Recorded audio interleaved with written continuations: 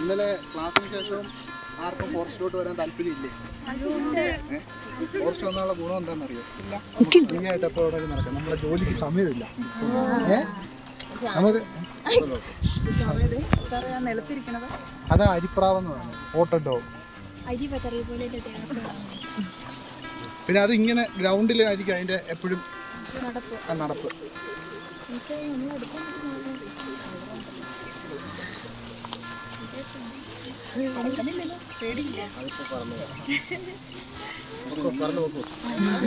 നമ്മുടെ ഈ ജോലിക്ക്